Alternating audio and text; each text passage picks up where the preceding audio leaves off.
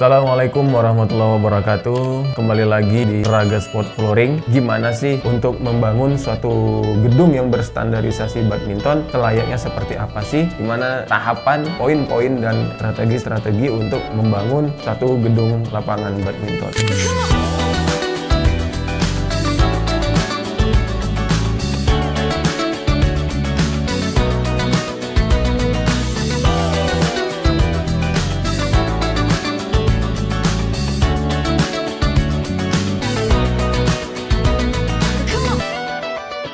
Assalamualaikum warahmatullahi wabarakatuh. Kembali lagi di channelnya Raga Sport Flooring. Kali ini kita coba mengupas ataupun mengulik terkait dengan gimana sih untuk para business owner bisa membangun satu gedung lapangan badminton. Jadi kali ini poinnya adalah kita coba mengulik perihal gimana tahapan untuk struktur pembangunan lapangan gedung badminton. Nah, baik, untuk hal awal yang paling perlu diperhatikan adalah ukuran lahan. Ukuran lahan itu poin yang pertama. Nah, poin yang kedua adalah dibutuhkan berapa jumlah lapangan yang akan dikerjakan. Poin ini yang menentukan nantinya terkait dengan lapangan dan struktur gedung yang akan kita buat. Jadi customer ataupun business owner wajib menentukan ukuran lahan yang akan dibangun. Karena kaitannya nanti di dalamnya adalah ya termasuk fasilitas parkir, fasilitas penunjang, ataupun fasilitas umum lainnya seperti toilet, kamar ganti, musola, dan ruang resepsionis atau ruang display produk yang dijual di dalam gedung lapangan tersebut. Nah,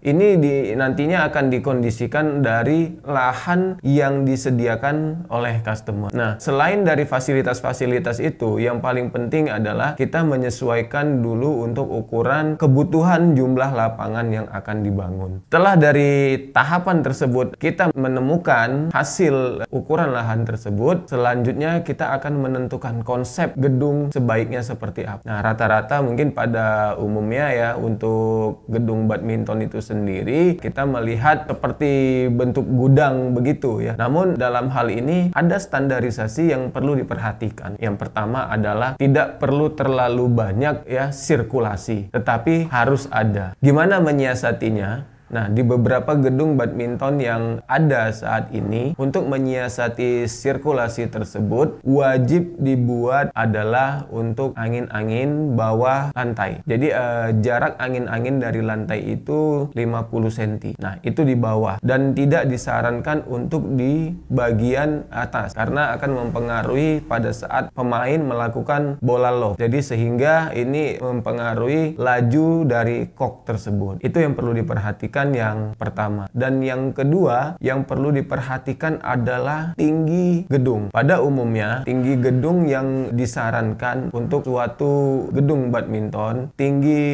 pinggir atau tinggi tembok itu rata-rata di angka 8 meter. Di angka 8 meter itu disarankan. Namun itu nanti pada titik tengah dari lantai setelah tergabung dengan kuda-kuda itu maksimal di angka 10 sampai 11. Nah, ini yang disarankan untuk ngebangun satu gedung lapangan badminton. Setelah ini sudah berjalan dengan kualitas ketinggian tersebut, ini gedung badminton sudah sangat layak. Namun untuk menyesuaikan dengan penutup kelilingnya seperti apa, mau menggunakan bata atau menggunakan hebel, itu bisa. Atau menggunakan sistemnya bata setengah, selanjutnya ke atas itu dipakai galvalum, itu juga bisa. Sehingga ini bisa menyesuaikan nantinya dengan konsep seperti apa yang akan dibangun. Itu dari sisi fisik gedung ya, struktur. Nah, untuk atap disarankan menggunakan galvalum. Galvalum yang di bagian dalam itu disarankan memakai lapisan Zeltec. Lapisan Zeltec ini lapisan aluminium foil itu yang mampu meredam panas sehingga pemain bisa nyaman karena tidak terlalu panas untuk di dalam ruangan. Itu yang disarankan. Sehingga pemain bisa nyaman, juga bisa tenang, tidak terlalu effortnya besar dalam bermain ya. Karena kalau udah gedung terlalu panas juga pemain tidak nyaman dan pemain cepat lelah. Sehingga ini akan mengurangi value dari jumlah pemain di gedung. Nah, ini dari sisi bangunan. Yang perlu diperhatikan juga adalah kondisi lantai. Ini yang sangat rentan sebenarnya. Kondisi standarisasi lantainya itu seperti apa. Di sini perlu diperhatikan dari pemilik ataupun business owner, yaitu dasarnya lahan tersebut itu seperti apa. Apakah dia urukan, apakah dia lahan-lahan gambut, ataukah memang sudah dataran. Jadi ini poin ketiga ini memang perlu perhatian serius karena akan mempengaruhi kualitas lantai. Makanya kita menyarankan apabila ini terjadi dengan lahan dengan dasar dari yang ketiga ini, sebaiknya dilakukan adalah pengecoran. Dilakukan pengecoran dengan ketinggian minimal 15 cm dan dilakukan pembesian full lantai. Karena kaitannya apa? Walaupun asumsinya pemilik hanya cukup untuk badminton doang, yang pemainnya hanya sebatas begitu doang, memang benar. Namun itu nantinya akan berpengaruh kepada lantai lapangan badminton yang digunakan. Sebelum kita masuk mengulik jenis lapangan badminton nanti yang dipakai, kita harus fixkan, kita harus matangkan dulu dengan kondisi lantainya seperti apa. Ya, makanya saya sarankan tadi pengecoran 15 cm dengan kualitas minimal K100 dan menggunakan wear mesh besi minimal 8 mili. Ini sudah cukup dan sudah cukup maksimal. Nah, untuk terakhir, pada saat pengecoran sebaiknya dilakukan dengan cara finishing trowel. Kalau kita sudah melakukan finishing trowel dengan floor hardener, maka business owner tidak perlu melakukan pengacian. Jadi ratanya lantai, halusnya lantai itu nanti akan dilakukan dengan saat finishing trowel dengan floor hardener. Apa fungsi floor hardener? Floor hardener ini berfungsi untuk mengantisipasi apabila terjadi kelembapan pada lantai, sehingga dia bisa membackup lantai tersebut dipastikan kering, tidak lembab. Makanya kenapa saya ataupun kami selaku pelaksana di lapangan olahraga menyarankan untuk lantai badminton ini adalah finishing trowel dengan floor hardener. Ini sangat baik dan sangat maksimal hasilnya. Itu poin untuk lantai yang jika digunakan untuk lapangan badminton dengan hasil yang terbaik. Jadi untuk business owner, untuk lantai badminton ini sangat diperlukan perhatian khusus. Jadi tidak hanya sebatas membangun pengerjaan lantai, dirabat, diaci, sudah cukup. Karena ini nanti akan muncul efek dari lantai yang tidak maksimal, akan mempengaruhi ke hasil dan kualitas lantai lapangan badmintonnya. Terkait nanti apa yang akan menjadi pilihan pemilik bisnis,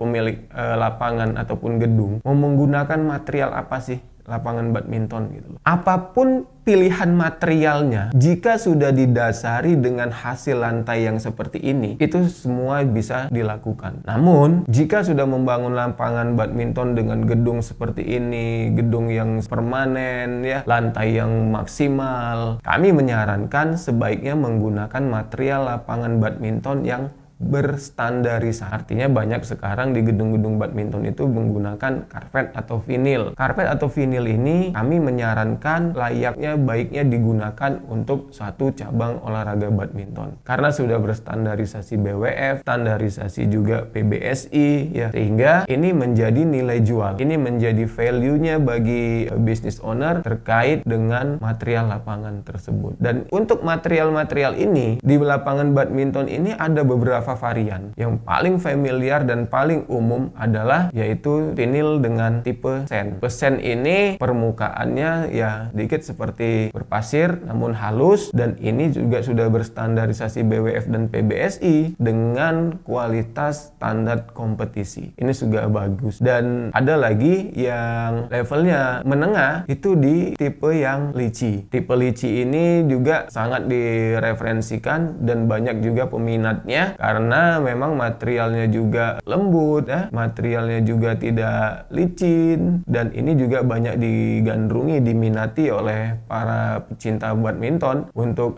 kedua jenis material tersebut. Dari kedua jenis material tersebut semuanya sudah melakukan uji klinis untuk standarisasinya dari BWF, sehingga kami menyarankan untuk pemilik gedung badminton ataupun business owner sebaiknya menggunakan standarisasi lapangan badminton yang layak, yang pada umumnya banyak diminati para pecinta badminton. Itu dari sisi jenis lapangan, hingga nanti bisa dipilih dan banyak variannya, banyak jenisnya, dan semua sudah berstandarisasi. Oke, untuk kelengkapan gedung ataupun lapangan badminton, setelah itu ke setting semua sudah berjalan, yang paling penting adalah tiang untuk net badminton. Pada umumnya rata-rata kalau sekarang ini sudah menggunakan yang portable, jadi sudah ada tiang yang tidak ditanam lagi di lantai gitu loh. Karena apa? Kalau tiang yang kita pakai sistem tanam itu akan merusak karpet sendiri. Kita akan melubangi karpet untuk posisi tiang tersebut. Dengan karpet yang sudah berstandarisasi tersebut, kalau kita merusaknya itu sangat disayangkan sekali. Kenapa? Kami menyarankan dengan inovasi tiang net yang portable itu sangat referensif sekali, sehingga berjalannya lapangan tersebut sudah layak untuk standarisasi kompetisi. Tiang net portable sendiri ini dibuat sudah menyesuaikan dengan kebutuhan standarisasi dari PBSI, dari sisi berat, dari sisi ketinggian, dari sisi kualitas material. Nah, ini sudah semua melalui riset yang kami lakukan, sehingga tiang portable tadi juga tidak merusak karpet, gampang untuk dipindah karena menggunakan dua roda ya, sehingga tidak ada beban yang berat untuk melakukan mobilisasi pindah-pindah untuk tiang tersebut, sehingga sudah dimudahkan dan sudah dibuat nyaman untuk business owner bisa melakukan bangunan ini, gedung badminton, lebih maksimal. Itu mungkin yang settingan satu gedung lapangan badminton. Selanjutnya yang perlu diperhatikan adalah settingan lampu. Ini banyak ya, banyak yang konsultasi